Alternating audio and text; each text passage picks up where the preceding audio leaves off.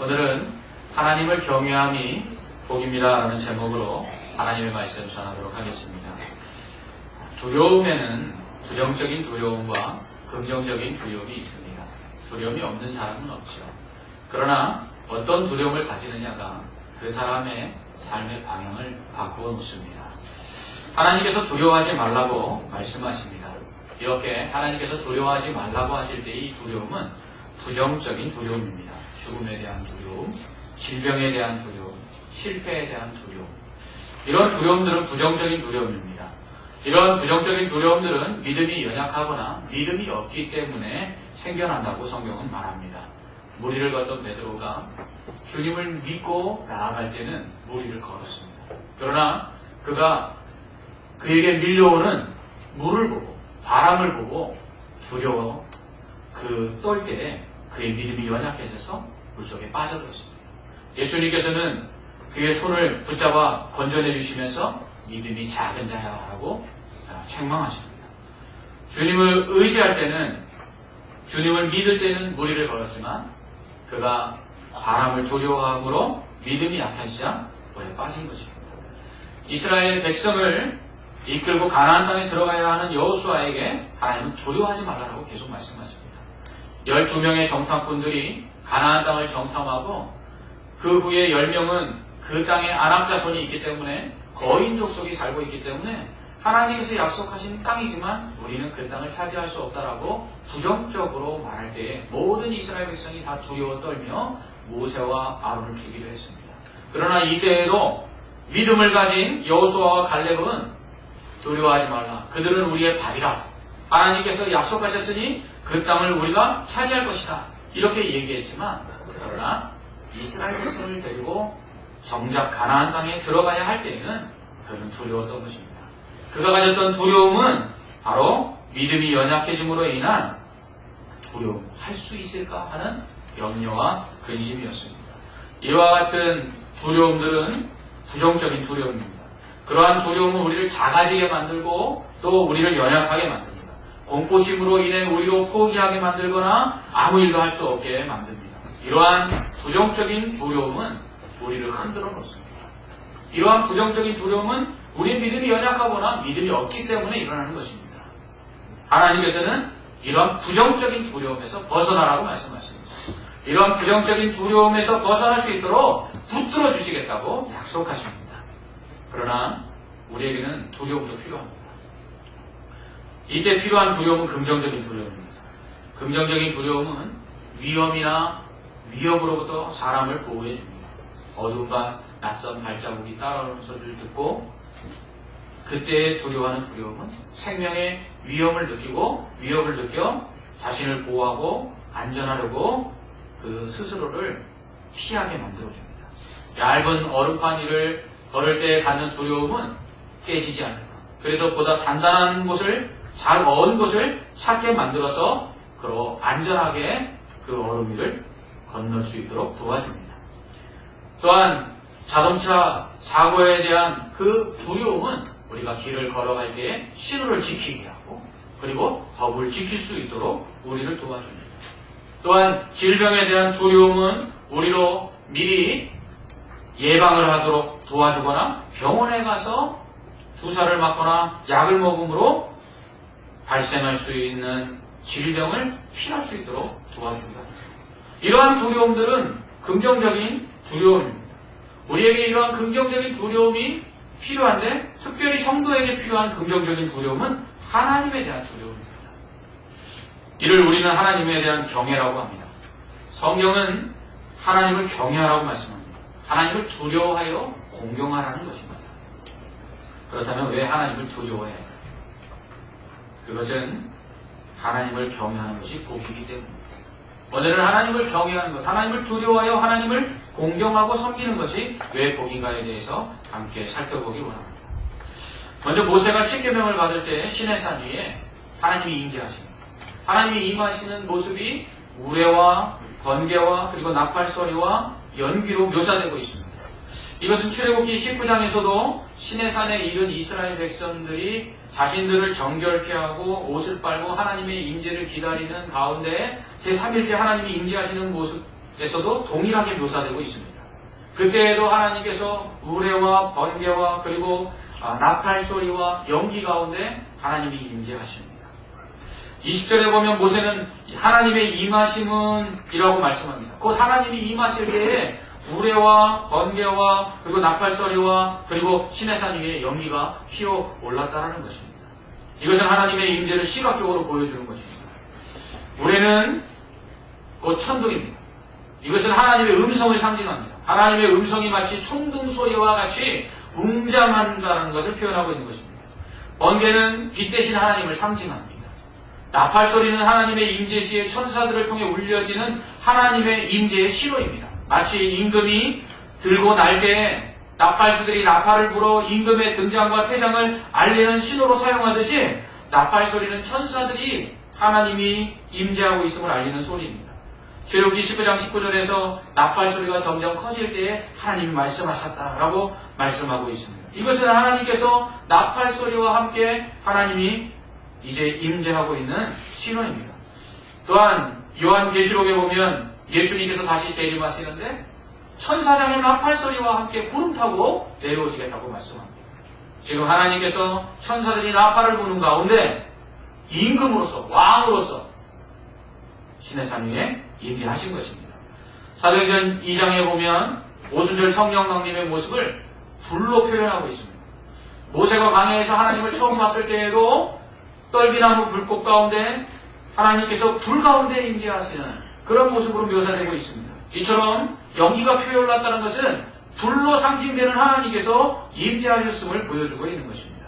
이처럼 우레, 곧 천둥 소리와 번개와 나팔 소리와 연기는 장엄하고 또 신비롭고 그리고 두려우신 하나님의 임재의 모습을 보여주고 있는 것이죠. 그렇다면 하나님의 나타나심을 왜 이렇게 크고 두렵고 무서운 모습으로 위험있고 존엄한 모습으로 보여주고 있는 것일까요? 그것은 하나님이 그렇게 무섭고 두렵다라는 것을 나타내시기 위함입니다. 이렇게 웅장하고 두려우신 하나님의 임재를 지켜보는 이스라엘 백성들은 두려워 떱니다. 그들이 멀리 서서 바라보았을 뿐임에도 불구하고 그들은 너무나 하나님의 모습이 두려웠습니다. 그래서 모세에게 당신이 우리에게 말씀하소서. 우리가 듣겠으니 하나님이 우리에게 직접 말씀하지 말게 하소서. 우리가 죽을까 합니다. 라고 모세에게 말합니다.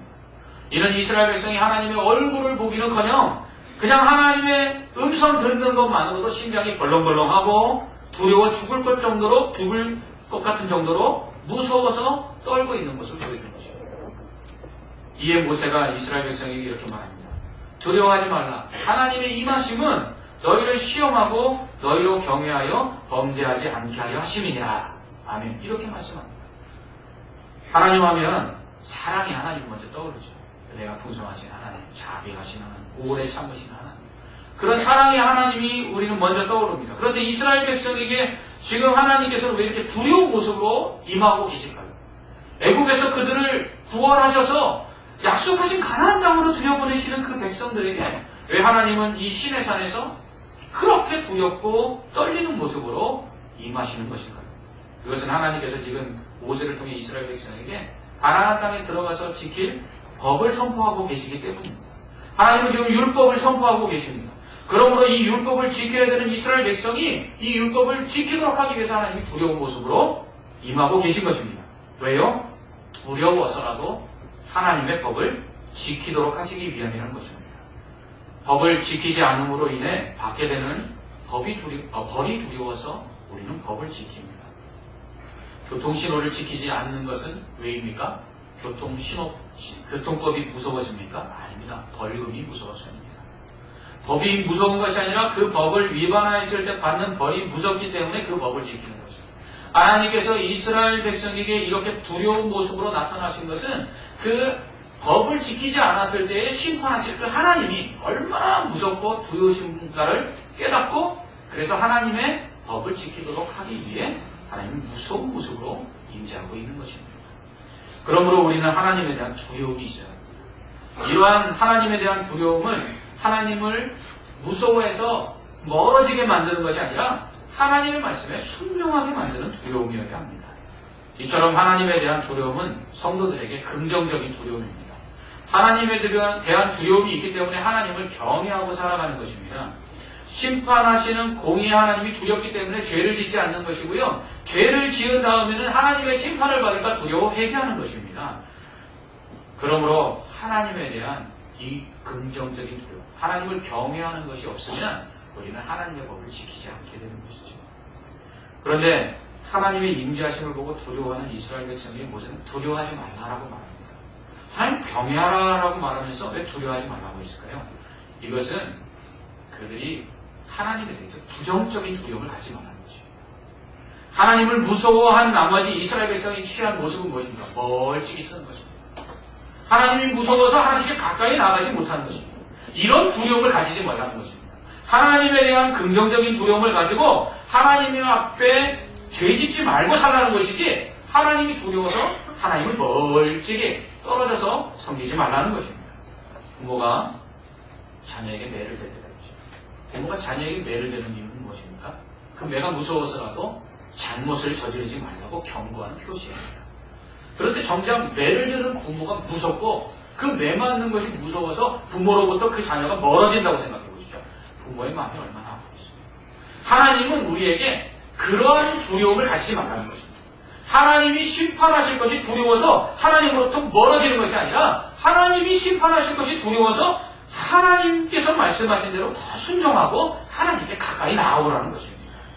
이처럼 하나님께서 시내산에서 이스라엘 백성에게 두려운 모습으로 임재하신 것은 그들로 하나님을 경외하여 범죄하지 않도록 하기 위함이었습니다. 그러므로 우리 안에도 이런 하나님에 대한 두려움이 있어요. 주의를 범하는 것을 두려워할 줄 알아요. 하나님께 예배를 경홀히 드리는 것을 두려워할 줄 알아요. 하나님의 말씀에 순종치 않음을 두려워할 줄 알아야 합니다. 기도하지 아니하고 하나님을 의지하지 않는 것을 두려워할 줄 알아야 합니다. 자신의 지혜와 힘을 의지하는 것이 두려울 줄 알아야 합니다. 하나님이 주신 사명을 온전히 감당치 못하는 것을 두려워할 줄 알아야 합니다.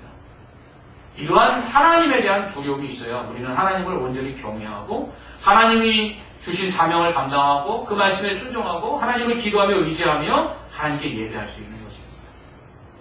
하나님에 대한 이 경외함, 하나님에 대한 이 긍정적인 두려움이 없이는 우리는 하나님을 기쁘시게 할 수 없고, 그리고 또한 하나님의 뜻을 이루려고 하지도 않게 되는 것입니다. 부모님을 두려워하지 않음으로 인해서 가정 내 질서가 깨집니다. 선생님에 대한 두려움이 사라지면서 학교 교육에 위기가 찾아왔습니다. 어른에 대한 두려움을 잃어버린 아이들은 교복을 입고도 당당하게 담배를 피며 지나갑니다. 어른들 앞에서도 어른들에 대한 두려움을 잃어버린 아이들은 입에 담기 험한 욕설들을 서슴지 않고 합니다. 두려워해야 할 대상들을 두려워하지 않는 것은 결국 지켜야 될 것들을 지키지 않게 만드는 것입니다. 그러므로 우리가 하나님을 두려워할 때에 우리는 하나님께서 원하시는 것들을 행하게 되는 것입니다. 그러므로 우리는 하나님에 대한 두려움이 있어야 합니다. 하나님을 공경하고 하나님을 두려워야 합니다. 하나님이 말씀하신 그 법대로, 하나님이 말씀하신 말씀대로 순종하지 않는 것이 우리 안에 있나 없나 살펴보는 두려움이 있어야 합니다. 우리가 하나님 앞에 서는 날에, 이 두려우신 하나님, 공의의 하나님 앞에 서는 날에 흠없는 자로 서야 된다는 사실을 기억하고 우리는 두려움 가운데 죄와 싸우며 범죄하지 않는 거룩한 삶을 살도록 하나님을 두려워할 필요가 있다는 것입니다. 이렇게 하나님을 두려워하는 이스라엘 백성들의 두려움은 하나님에 대한 경외감이 아니라 하나님에 대한 무서움이었습니다. 부정적인 두려움이었습니다. 반면 모세가 가진 하나님에 대한 경외함은요, 하나님께 가까이 나아가는 경외함이었습니다. 백성들은 멀찍이 서 있었지만 모세는 하나님께 가까이 나아갑니다. 너무 대조적이지 않습니까? 그렇다면 이스라엘 백성은 하나님을 두려워하고 경외하지만 모세는 하나님을 두려워하지 않기 때문일까요? 아닙니다. 모세와 같이 하나님을 경외하는 자가 없다고 성경은 말하고 있습니다. 그렇다면 똑같은 두려움을 가지고 있는데 누구는 멀리 서서 하나님을 보고 누구는 하나님께 가까이 나아간다면 우리에게는 어떤 두려움이 있어야 할까요? 모세라고 해서 특별히 거룩한 사람이 아니었습니다. 모세라고 해서 하나님께 가까이 나아갈 수 있을 만한 어떤 자격이 있는 사람은 결코 아니었습니다. 그가 하나님을 처음 만났을 때 타는 떨기나무 불꽃 가운데서 하나님이 그를 부르십니다. 그를 부르실 때 하나님이 그에게 처음에 하신 말씀이 뭡니까? 내가 선 땅은 거룩한 곳이니 내 발에서 신을 벗으라. 그는 거룩하지 않은 사람이었습니다. 모세 역시 하나님 앞에 당당히 설 수 없는 사람이었습니다. 그런데 지금 왜 모세는 하나님 앞에 나아갈 수 있고 그리고 이스라엘 백성은 하나님을 두려워하여 멀찍이 있는 것일까요? 그것은 하나님께서 모세를 택하셨기 때문입니다. 하나님께서 모세를 특별히 택하여 하나님을 가까이 할 수 있는 특권을 주셨기 때문입니다. 구스 여인을 취했을 때 그 친형 아론과 친누이 미리암이 모세를 비방합니다. 그리고 모세의 권위에 도전하죠. 하나님께서 모세와만 말씀하셨느냐? 이렇게 말합니다. 이때 하나님께서 미리암에게 나병이 들게 하시면서 그들에게 이렇게 말씀하십니다. 너희 중에 선지자가 있느냐? 그 선지자들에게 내가 환상으로 말하였고 꿈으로 말하였지만 모세는 그렇지 아니하니 모세는 나와 대면하여 내가 그에게 은밀히 말하지 아니하고 내가 명백하게 말했으며 그는 내 얼굴을 보았다라고 말씀하고 있습니다. 여러분, 왜 모세는 이럴 수 있었을까요? 그것은 하나님께서 그에게 하나님을 가까이 할 수 있는 특권을 주셨기 때문입니다. 하나님이 그를 선택하셨기 때문입니다. 그런데 성경은요, 우리 역시 하나님께서 택하셨다고 말씀합니다. 그리고 하나님께 가까이 갈 수 있는 특권을 우리에게 주셨다고 말씀하고 있습니다. 하나님이 이 세상을 창조하기 전에 창세전에 이미 우리를 택하셨습니다. 그리고 독생자 예수 그리스도를 십자가에서 우리를 위해 대속의 죽음을 주게 하심으로 우리 죄를 용서해 주셨습니다. 그래서 원수되었던 하나님과 원수되어서 멀리 있었던 우리들을 하나님과 가까워지게 만들었습니다. 곧 예수님은 화목제물이 되어 우리와 하나님 사이에 가로막혔던 그 죄를 없애주심으로 하나님께 가까이 나아갈 수 있게 하셨습니다. 이것을 보여주는 것이 성소의 휘장이 위로부터 아래로 찢어지는 것입니다. 곧 1년에 단 한 차례 대제사장을 통해서 하나님 앞에 나아갈 수 있는 하나님의 임재와 하나님 보좌를 상징하는 법궤 앞에 나아갈 수 있었던 그 가로막혔던 그 하나님께 나아가는 길이 휘장이 찢어지면서 활짝 열려버린 것입니다. 그래서 중보자인 대제사장을 통해서 하나님 앞에 나가는 것이 아니라 예수를 믿는 모든 사람이 다 제사장이 되어서 왕같은 제사장으로 하나님의 은혜의 보좌 앞에 당당히 나아갈 수 있게 된 것입니다. 그리고 하나님께 가까이 나가서 우리는 하나님을 아바 아버지, 아빠 하나님이라고 친밀하게 부를 수 있게 특권을 주셨습니다. 그러므로 우리는 하나님을 두려워하는 것이 아니라 하나님을 사랑할 수 있고 하나님께 나아가서 아버지 하고 부를 수 있는 가까운 자녀가 되는 권세를 얻은 것입니다. 모세가 하나님께 가까이 나아갈 때에 모세가 가까이 나아갈 수 있었던 것은 바로 이런 특권을 받았기 때문입니다. 그러므로 우리 역시 하나님 앞에 나아가는 것을 두려워할 필요가 없습니다. 하나님을 무서워할 필요가 없습니다. 단지 하나님께서 말씀하신 것에 순종하지 않을 때 우리가 받을 그 심판을 두려워해서 하나님을 더 잘 섬기고 하나님의 말씀대로 순종해야 할 필요가 있는 것이지 하나님을 무서워하여 하나님으로부터 멀어질 필요가 없다는 것입니다. 그런데 오늘 말씀을 보면 모세가 하나님이 계신 곳으로 가까이 나아가는데 하나님이 계신 곳을 흑암이라고 말합니다. 하나님은 빛이라고 말씀을 드렸습니다. 번개가 하나님을 상징한다고 말씀드렸습니다. 그런데 왜 하나님의 계신 곳이 흑암일까요? 하나님께 가까이 나아가는 모세는 왜 흑암 가운데로 갔을까요? 그것은 하나님이 계신 곳이 흑암, 어두운 것이 아니라 하나님의 흑암으로 커튼처럼 하나님이 계신 곳을 가로막으신 것입니다. 하나님을 두려워하는 백성들, 그래서 하나님께 가까이 했다가 죽을까 염려하는 그 백성들이 하나님께 가까이 오지 못하도록 하나님의 모습을 보고 죽을까 하나님께서 걱정하셔서 그들이 넘지 못하도록 흑암으로 하나님을 가리신 것입니다. 그런데 그 가려졌던 흑암이 이제 활짝 열린 것입니다. 그래서 우리는 제한되었던 하나님께로 나아가는 길을 예수 그리스도를 믿음으로 말미암아 우리에게 열려진 그 길로 나아갈 수 있는 것입니다. 그래서 예수님 말씀하셨습니다. 내가 곧 길이요 진리요 생명이니 나로 말미암지 않고는 아버지께로 갈 자가 없느니라. 아멘. 그러므로 우리는 더 이상 하나님을 두려워할 필요가 없습니다.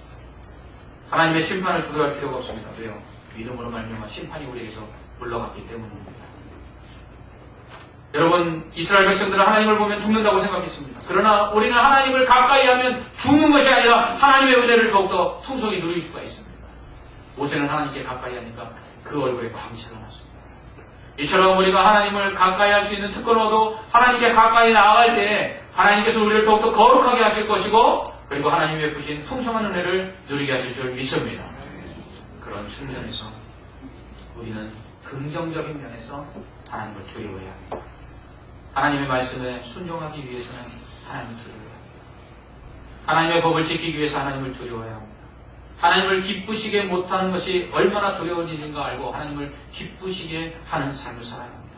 이것이 오늘 하나님께서 신의 산 위에 우레와 번개와 그리고 나팔 소리와 그리고 연기로 타는 불로 그렇게 두렵게 임재하신 이유입니다.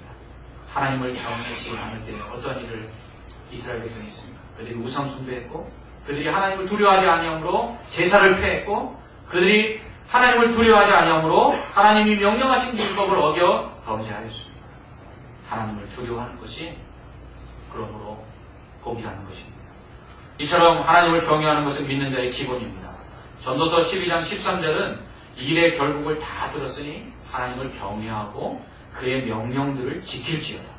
이것이 모든 사람의 본분이니라. 아멘. 이렇게 말씀합니다. 여러분 하나님 두려워할 때 하나님 경외할 때 하나님 더 잘 섬길 수 있습니다.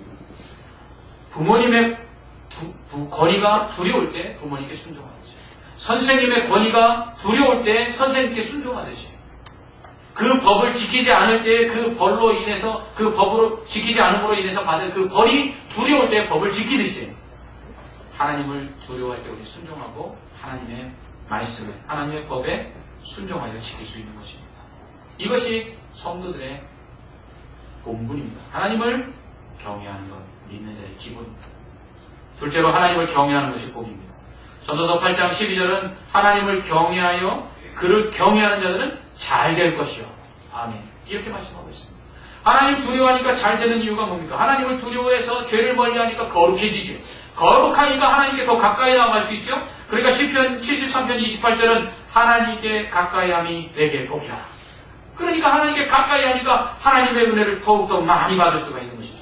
신명기 6장 2절은 하나님을 가까이 하고 하나님을 경외하는 자들에게 곧 너와 내 아들과 내 손자들이 평생에 내 하나님 여호와를 경외하며 내가 너희에게 명한 이 모든 규례와 명령을 지키게 하기 위한 것이며 또 내 나를 장구하게 하기 위한 것이라. 아멘. 무엇입니까? 하나님을 경외하면 장수한다는 거예요. 하나님을 경외하면 자자손손이 복을 받는다는 거예요. 하나님을 경외하면 하나님께서 그 모든 일들이 형통하게 하신다는 거예요. 전도서 7장 18절은 하나님을 경외하는 자는 이 모든 일에서 벗어날 것입니다. 라고 말씀합니다. 곧 환난에서 구원받는다는 것입니다. 여러분, 하나님을 경외하는 자들. 그래서 하나님을 두려워해서 하나님의 말씀대로 사는 자들에게 하나님 가까이 하시고 그들에게 복을 주신다고 약속하고 있습니다. 셋째로 하나님을 경외하기 위해서는 말씀을 늘 배우고 말씀대로 순종해야 합니다.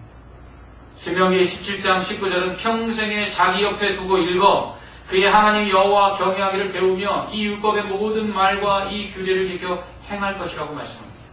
여러분 하나님 경외하는 게요 하루아침에 안 돼요. 여러분 예수 믿고 나서 하나님 경외하는 것 하나님 말씀대로 사는 것이 쉽던가요? 예수 믿자 말자 충성하게 되던가요? 예수 믿자 말자 여러분 말씀을 늘 가까이 하고 늘 기도하게 되던가요? 아닙니다. 여러분 하나님의 경외하는 것은요 훈련이 필요하고 연습이 필요하다는 것입니다. 그러므로 끊임없이 하나님을 경외하고 그리고 하나님을 섬기는 것을 배우고 훈련해야 합니다. 어떻게? 율법책을 옆에다 두고 성경책을 옆에다 두고 날마다 읽으며 그 말씀을 들으며 하나님이 어떻게 살라고 했지? 하나님이 어떻게 섬기라고 했지? 그것을 날마다 익히고 훈련하여서 자기 몸에 습관화시켜야 된다는 것입니다. 그럴 때 하나님 경외할 수 있습니다. 여러분 이스라엘 백성들이 하나님을 경외하는 모습을 보십시오. 사사기의 모습을 보십시오. 하나님께 범죄하여 이방 민족에게 침략을 당하면 하나님께 부르짖습니다. 하나님이 그러면 사사를 보내서 그들을 구원하십니다. 그래서 그 땅에 이방 민족이 떠나가고 평화가 찾아옵니다. 그러면 얼마 있지 않다가 그들이 다시 어떻게 합니까? 다시 범죄합니다.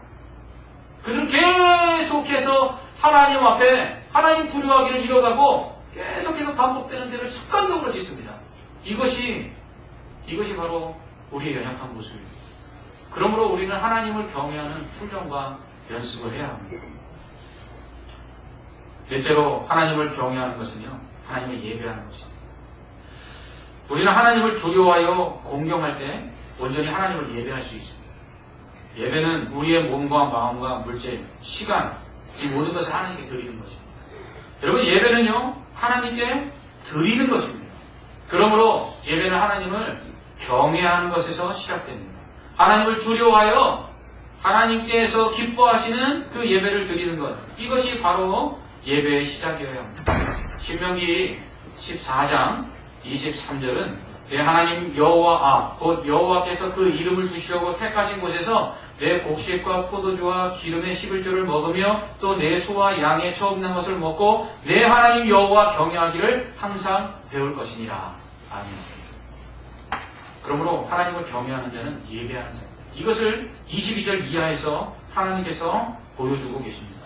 거기서 하나님께서는요, 너희가 하나님을 경외한다면 우상을 만들지 말라고 합니다. 이것은 하나님께 예배하는 것은요, 하나님을 위해서 드리는 것이라는 것을 가르쳐주고 있습니다.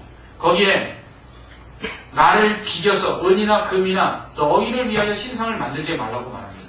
여러분, 우상을 만드는 이유가 뭡니까? 자신을 위하여 만드는 것입니다. 여러분, 그렇다면 우리가 드리는 예배는 어떤 예배여야 합니까? 하나님을 위하여 드리는 것이 되어야 합니다. 여러분, 오늘 예배하러 오셨습니다. 오늘 예배 드리시는데 여러분 예배 드리시는 목적이 뭡니까? 하나님을 위해서 드리십니까? 아니면 여러분 자신을 위해서 먼저 드리십니까? 여러분의 문제를 해결받기 위해서 오늘 예배를 드리고 계십니까? 질병이 치유받기 위해서 예배를 드리고 계십니까? 내가 하는 일들이 잘 되기 위해서 예배를 드리고 계십니까? 오늘 예배 안 드리면 내게 화가 임할 것 같아서 예배를 드리고 계십니까? 일주일에 예배 한 번이라도 드려야 한 주간이 평안할 것 같아서 예배를 드리십니까? 여러분, 그건 예배가 아닙니다. 그건 우상 숭배와 다를 것이 없습니다. 그것은 나를 위한 예배입니다. 여러분, 하나님을 위한 예배. 그래서 하나님께서 이미 나를 구원하셨고 내게 베푸신 은혜에 감사하여서 하나님을 기쁘시게 하기 위해서 시간을 내어드리고 내가 정성을 다하고 몸과 마음을 다하여 드리는 예배, 그것이 예배입니다. 그러므로 사람들이 그렇게 얘기합니다. 오늘 예배를 통해 은혜 받기를 원합니다. 여러분, 그것은 예배로 인한 결과이지 예배의 목적이면 안 되는 것입니다. 예배의 목적은 하나님을 기쁘시게 하는 것입니다. 하나님을 위하여 드리는 것입니다. 이미 베풀어 주신 은혜가 내게 얼마나 큰지를 알고 감사해 드리는 것이 바로 예배입니다.